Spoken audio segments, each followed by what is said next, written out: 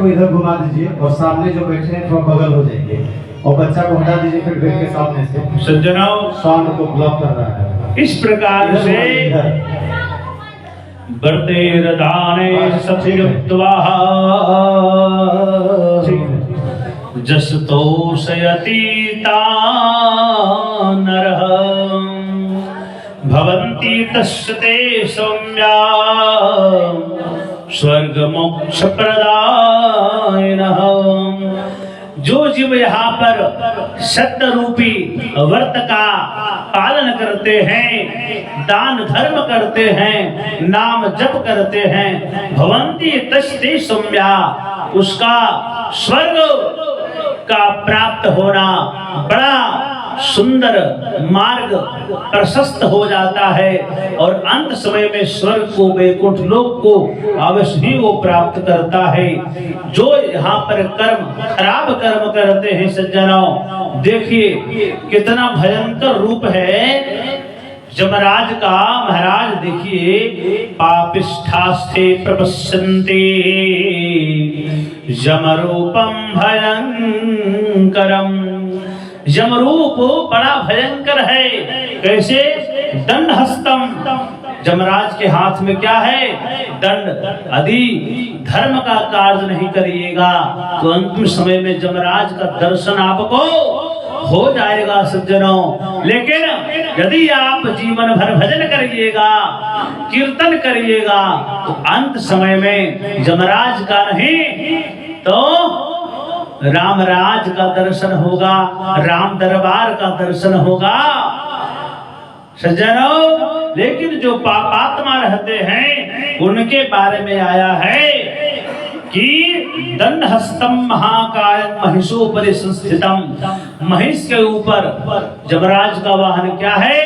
महिष है महाराज। विशाल शरीर है, महाकायम, और प्रलयाम्बुदनिर घोषा, कज्जलाचल सन्निभम, कज्जल के समान पूरा शरीर ही काला है महाराज। विद्युत प्रभा उधर हिमम, और 32 भुजा है महाराज, 32 भुजाएं हैं यमराज की। और योजन त्रय विस्तारम, उसका शरीर कितना लंबा चौड़ा है? 3 योजन लंबा चौड़ा है महाराज, विशाल शरीर है। और बापी तुल्य विलोचनम, बड़े बड़े कुएं तालाब के समान उनकी आंखें हैं, बड़ी बड़ी महाराज। उस आंखें को देखकर पापात्मा डर जाते हैं। और उनका स्वरूप कैसा है? दुष्टांकराल वदनम रक्ताक्षम, लाल लाल आंखें हैं महाराज। दीर्घ नासिकम, लंबी लंबी उसकी नासिकाएं हैं महाराज। और मृत्यु ज्वाराद्विर्युक्तम, जितने बुखार है, मृत्यु है, बीमारियां है, वे यमराज के सेनापति हैं। किसी को उठाना रहता है, किसी का कुछ न कुछ बहाना लग जाता है। देखिएगा अक्सर ऐसा होता है। कभी कुछ नहीं हुआ है लेकिन थोड़ा सा जांच करवाने गया, बेचारा आधा जीवन पार होने के बाद एक से बीमारियां उत्पन्न होने लगा और कुछ ही दिनों में गोविंदाय नमः हो गया सज्जनों। तो बीमारियां जो है उसकी सेनापति है। किसी को बुलाना रहता है, तुरंत उस पर जो है अपनी सेनाओं को भेज करके जल्द से जल्द अपने पास उसको बुला लेते हैं। इसलिए किस पर असर नहीं होगा? यमराज के सेनाओं का असर किस पे नहीं होगा? जो भगवान के भजन से जुड़ा हुआ रहेगा। महाराज, भगवान के भजन से जब आप जुड़े रहते हैं तो आप पर कोई खास फर्क नहीं पड़ेगा।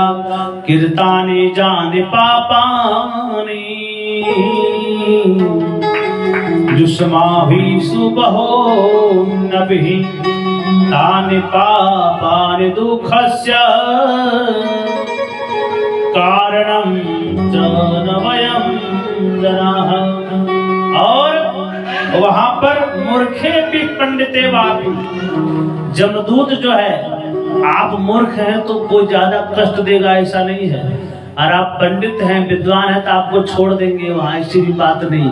मूर्खे भी पंडिते वापी दरिद्रे वाश्रयान्विते। यदि जो भी आप हैं दरिद्र ही हैं, आप फिर या संघपति हैं, सबको बराबर तराजू से तोला जाता है, वहां कोई घूस नहीं चलता है। यहाँ के अदालत में थोड़ा मोड़ा सब कुछ चलता है महाराज, झूठा गवाही भी पेश हो जाते हैं, लेकिन वहां के अदालत में ये सब काम नहीं होता है।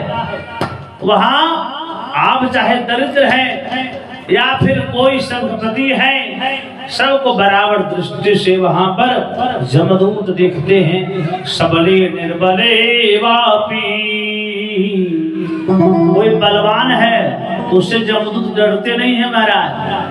ऐसा नहीं कि बलवान है तो उसको कम सजा मिलेगा और निर्बल जो है उसको ज्यादा मिलेगा, ऐसा कोई बात नहीं है। सबको बराबर मात्रा में ही सजा मिलता है, कोई 19-20 की बात नहीं है। वो वृंदावन बिहारी लाल की जय। तो इस प्रकार से महाराज ओ हे दुख भंजन मारुति नंदन, हे दुख भंजन मारुति नंदन, सुन लो मेरी पुकार, पवन सुत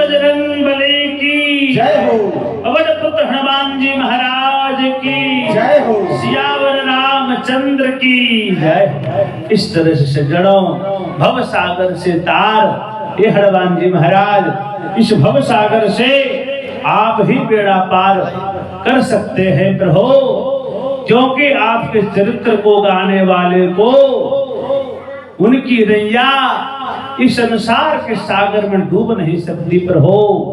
देखिए नाविक यदि अच्छा हो, कितनों लहरें आ जाए, तूफान आ जाए, नाव को डूबने नहीं देगा प्रभु। तो भगवान के हाथों में अपने जीवन का डोर सौंप दीजिए प्रभु। इस पार से उस पार लगाने वाले आप ही हैं प्रभु। आपके चरणों में अनंत अनंत कोटि नमन है प्रभु। गरुड़ जी महाराज क्या प्रश्न करते हैं फिर से, कैर्गच्छन्ति महामार्गे वैतरण्यां पतन्ति कैः, कैः पापैर्नरके जानति, तन्मे कथय केशव। हे महाराज प्रभु, कैर्गच्छन्ति महामार्गे, कौन से प्राणी वैतरणी नदी में गिरते हैं प्रभु, कृपा करके बताने का कष्ट करें। और कई पापे नरके जानती, कौन सा पापी भयंकर भयंकर नरकों में जाते हैं, इसका विस्तार पूर्वक कथा हमको श्रवण करवाइए प्रभु। गरुड़ जी महाराज भगवान नारायण से प्रश्न करते हैं। भगवान क्या कह रहे हैं, हे गरुड़ जी महाराज, धर सदैवा कर्म निरता, शुभ कर्म परांग मुखा। सदैवा कर्म निरता, तो शुभ कर्म से विमुख है, जो पूजा पाठ भजन कीर्तन सत्संग गुरु सेवा इससे विमुख है, शुभ कर्म से परांग मुख है। और नरका नरकम जानती, दुखाद दुखम भयाद भयम। सज्जनों, शुभ कर्म से विमुख प्राणी को कोई उपाय नहीं है, उसको नरक में गिरना पड़ता है, बेतरणी में गिरना पड़ता है, उसको कोई बचाने वाला नहीं है। धर्मराज पुरे जानती, तिर्भिर द्वार स्तुधार्मिका। सज्जनों, धर्मराजपुर में त्रिभिर द्वार स्तुधार्मिका, 3 द्वार से धार्मिक पुरुष आते हैं, गृहस्थाश्रम वाले आते हैं, साधु संत आते हैं। लेकिन पापास दक्षिण द्वारे मार्गे नैव व्रजन्ति ही, पापी प्राणी दक्षिण के द्वार से आते हैं महाराज। और वो दक्षिण के द्वार में महाराज बैतरणी नदी पड़ती है। अस्मिन्नेव महादुखे मार्गे बैतरणी नदी, वही जो पापियों का जो मार्ग है, उसी मार्ग में बैतरणी नदी भी पड़ती है। तत्र जे पापिनो जानती, तान हम कथयामि ते। सज्जनों, कौन बैतरणी नदी में गिरते हैं, आया है यहाँ पर वर्णन प्रभु कि ब्रह्मगनाश्च सुरापाश्च। ब्रह्मगनाश्च, जिन्होंने ब्रह्म हत्या किया हो। सज्जनों, आप कोई कहे महाराज कि मैंने जीवन में ब्राह्मण की हत्या नहीं किया है, प्रभु आप कैसे कह रही हैं? तो क्या किसी ब्राह्मण को मारना ही ब्रह्म हत्या है? तो नहीं महाराज, तो बोले जीव मात्र में भी ब्रह्म का वास है, ब्रह्म के बिना कोई जीव नहीं बच सकता है। यदि आप किसी भी जीव की हत्या करते हैं तो महाराज वो भी ब्रह्म हत्या की श्रेणी में कहीं न कहीं आ जाते हैं प्रभु। इसलिए ब्राह्मण को ही मारे तभी ब्रह्म हत्या सो बात नहीं है। ईश्वर अंश जीव अविनाशी, हर एक जीव के अंदर में भगवान बैठे हुए हैं, उसकी हत्या आपके हाथों से होती है तो कहीं न कहीं ब्रह्म हत्या का भी पाप आपको लगता है। तो ब्रह्म भगनाश्च, ब्रह्म हत्या करने वाले ऐसे प्राणी जो है जीव हत्या करने वाले ऐसे प्राणी जो है, ऐसे प्राणी बैतरणी नदी में गिरते हैं। और कौन गिरते महाराज? सुरापाश्च। सुरापाश्च तो सुरापान करते हैं, मद्यपान करते हैं महाराज।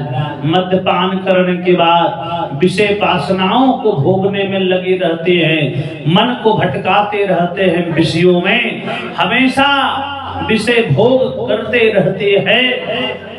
ऐसे लोग भी बैतरणी में गिरते हैं महाराज। मद्यपान करना भी एक प्रकार से पाप ही है। एक ब्राह्मण को महाराज पकड़ लिया किसी ने और वहां पर 4 पाप रख दिए। एक शराब, दूसरा मांस, तीसरी कुंवारी लड़की कन्या और चौथा जगह पे महाराज बोले कि ये ब्राह्मण का बालक है या